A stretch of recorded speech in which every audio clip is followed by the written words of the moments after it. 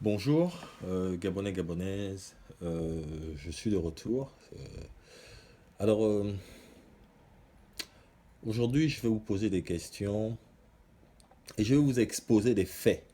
Parce que vous savez, au niveau que nous sommes en ce moment au Gabon, nous devons nous asseoir, réfléchir et regarder les faits depuis le début. On ne prend pas un problème à la fin ou au milieu, on le prend depuis le début. Parce que finalement, j'ai l'impression qu'on se moque du Gabonais. J'ai l'impression même que certains des opposants ne jouent pas franc jeu avec la population gabonaise. Parce que pourquoi, il faudrait vous poser la question, pourquoi on ne parle que l'article 10 de la Constitution.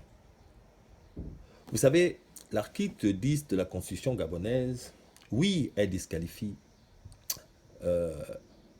un candidat si il n'a pas des origines gabonaises.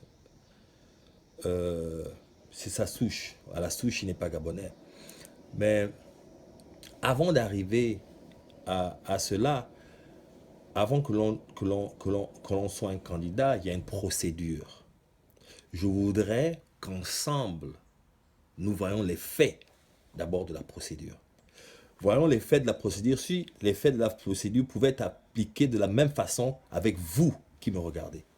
C'est-à-dire que toi qui es fan, qui est un enfant d'un Makaya, toi qui es Punu, toi qui es Teke, toi qui es Zebi, toi qui es Miene, toi qui es Balumbu, toi qui es Benga, toi qui es Akele, mais qui est Mamadou, qui est un Sem Gabonais. Si les choses se passaient à ton niveau, voyons si il y aurait eu les mêmes répercussions, si les choses seraient passées de la même façon. On revient au début. La loi gabonaise, le code civil gabonais, dit bien, et ça je tiens à le répéter, et aujourd'hui je vais vous montrer l'article du code civil gabonais. Alors, pour qu'on ne dise pas que je fais du concours ça, alors nous sommes là devant le code civil gabonais. Attendez, nous allons aller. Alors vous voyez, ça c'est le code civil gabonais. Ok, ce sont les différents articles. Avant qu'on ne dise que j'ai inventé quelque chose. Voilà, ça c'est le code civil gabonais. Code civil gabonais. Ok? Alors, nous allons aller à l'article dont je vous parle, 163. Voilà, il est ici. L'article 163 dit ceci. Lorsque la transcription d'un acte de l'état civil ou d'une décision judiciaire en matière d'état civil ne se peut être effectuée sur les registres prévus par la disposition qui l'ordonne, cette transcription est faite sur les registres du lieu du domicile ou à défaut sur ceux de la mairie du premier arrondissement de la capitale. Article 163. Voilà. Alors, à partir de cela, quand nous faisons la loi elle est juste pour tout le monde. La loi, c'est la loi. Alors, ce qui veut dire que, justement, lors de son interview de M. Dieudonné Aperano, il n'a dit que la vérité. Écoutons-le ensemble.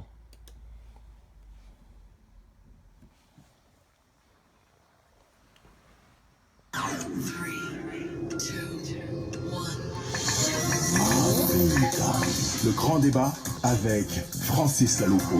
Bon, Dieudonné Taïro Apirano, bonsoir. Bonsoir Francis, Allez, au téléphone. bonsoir Bonsoir mes Dieudonné Apirano. compatriotes. Merci d'être avec nous. Merci beaucoup. Allez-y, allez-y. Le fait que Ali Bongo Ondimba soit le fils légitime de M.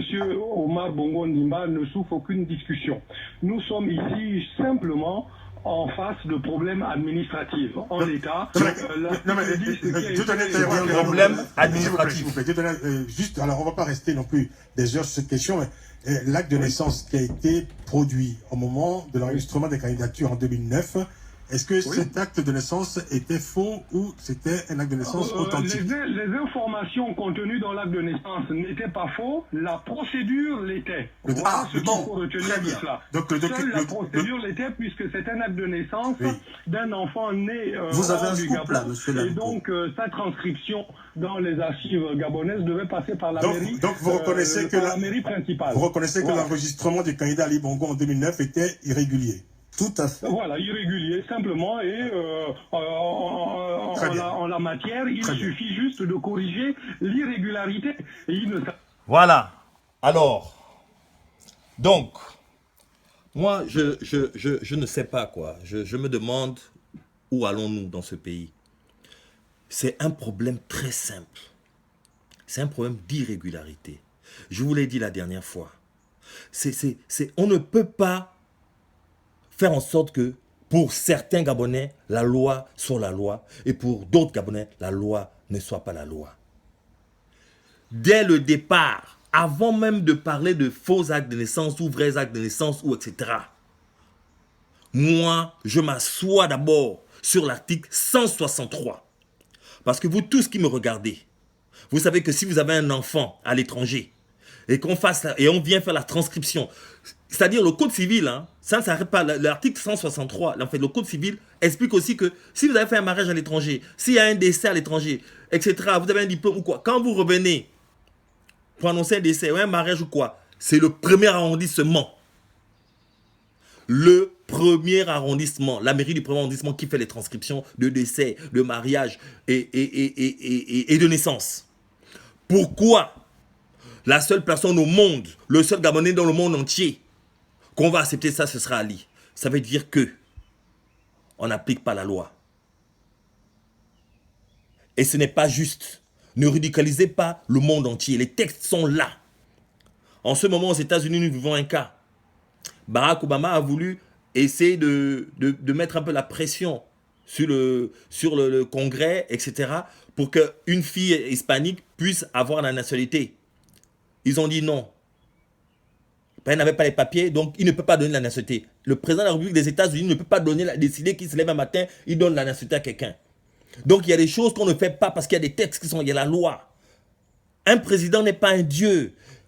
Faites au moins, marquez un peu l'histoire gabonaise. Marquez l'histoire gabonaise.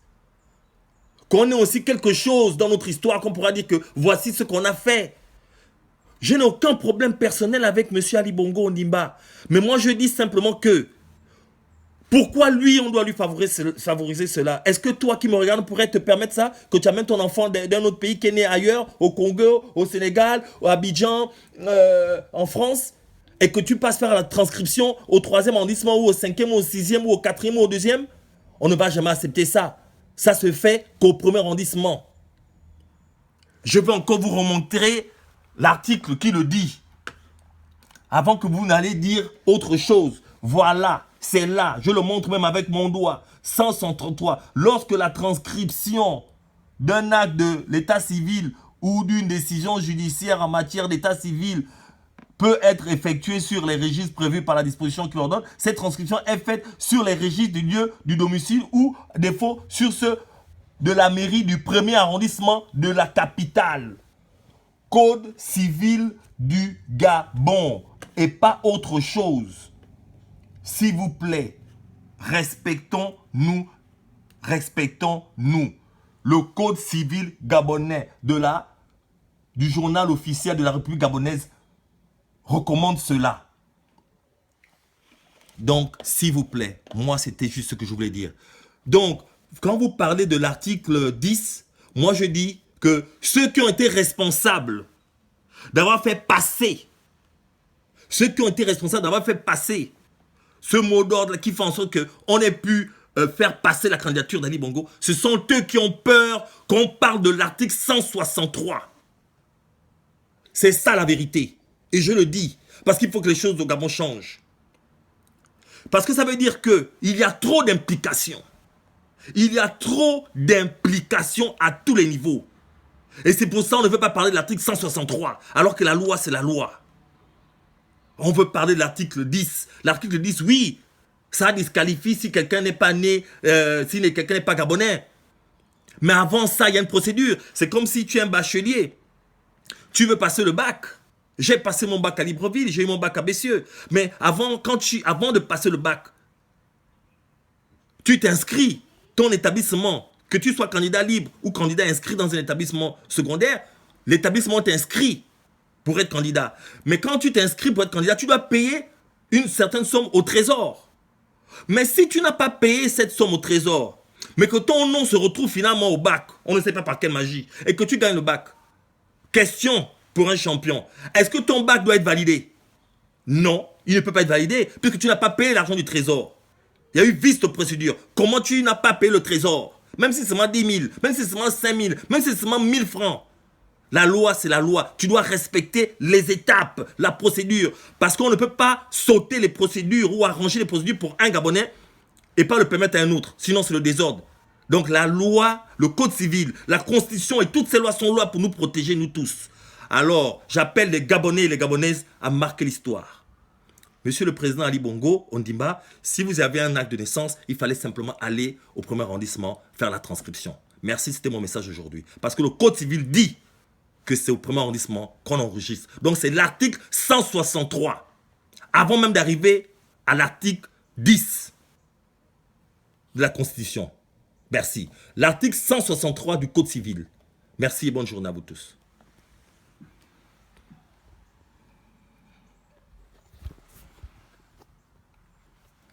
Donc, ce que M. Aperano dit est vrai. On ne va pas se fâcher. Ne vous fâchez pas avec lui, hein, parce qu'il n'a que dit la vérité. Nous allons terminer avec lui. Voilà.